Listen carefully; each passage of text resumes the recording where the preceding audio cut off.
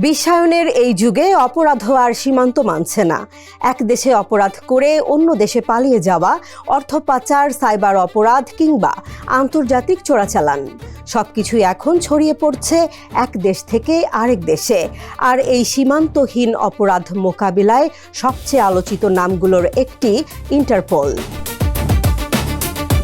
অনেকের ধারণা ইন্টারপোলের নিজস্ব বিশাল পুলিশ বাহিনী আছে, যারা বিশ্বের যে কোনো দেশে অভিযান চালিয়ে অপরাধীদের গ্রেফতার করতে পারে। কিন্তু বাস্তবতা ভিন্ন। ইন্টারপোল নিজে কাউকে গ্রেফতার করে না।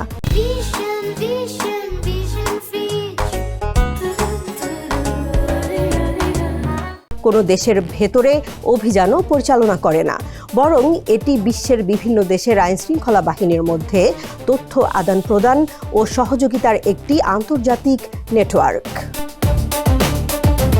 ইন্টারপোলের পূর্ণ নাম ইন্টারন্যাশনাল ক্রিমিনাল পুলিশ অর্গানাইজেশন। 1923 সালে যাত্রা শুরু করা এই সংস্থার সদর দপ্তর ফ্রান্সের লিও শহরে। বর্তমানে 196টি দেশের সদস্য।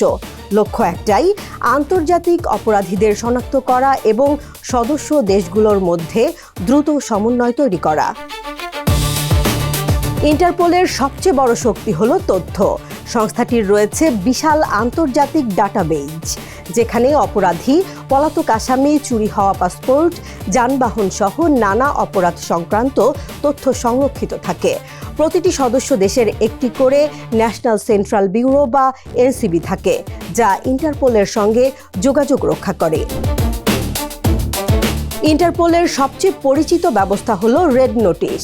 তবে এটি কোনো আন্তর্জাতিক গ্রেফতারি পরোয়ানা নয়, বরং কোনো গুরুতর অপরাধে অভিযুক্ত ব্যক্তিকে খুঁজে বের করে অস্থায়ীভাবে আটক করার জন্য সদস্য দেশগুলোর কাছে পাঠানো একটি সতর্কবার্তা।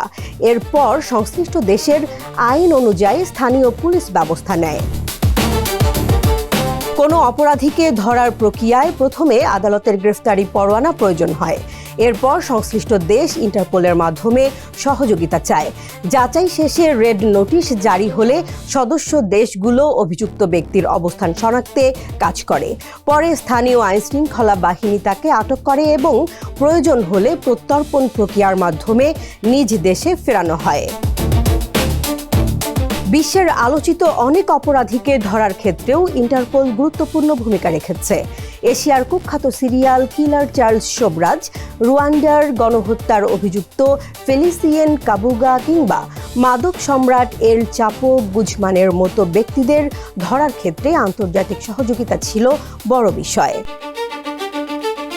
তবে ইন্টারপোলের কাজ শুধু অপরাধী ধরার মধ্যেই সীমাবদ্ধ নয়। মানব পাচার, সাইবার অপরাধ, মাদক ব্যবসা, সন্ত্রাসবাদ, অর্থ পাচার ও আন্তর্জাতিক সংঘবদ্ধ অপরাধ দমনেও এটি সদস্য দেশগুলোকে তথ্য ও প্রযুক্তিগত সহায়তা দেয়। বিশ্ব যখন আরও বেশি সংযুক্ত হচ্ছে, তখন অপরাধীদের পালানোর পথও কঠিন হয়ে উঠছে। কারণ এক দেশের অপরাধ এখন আর শুধু সেই দেশের বিষয় নয়, আর সেই আন্তর্জাতিক অপরাধ মোকাবেলায় ইন্টারপোল হয়ে উঠেছে বিশ্বের সবচেয়ে বড় পুলিশ সহযোগিতা নেটওয়ার্কগুলোর একটি।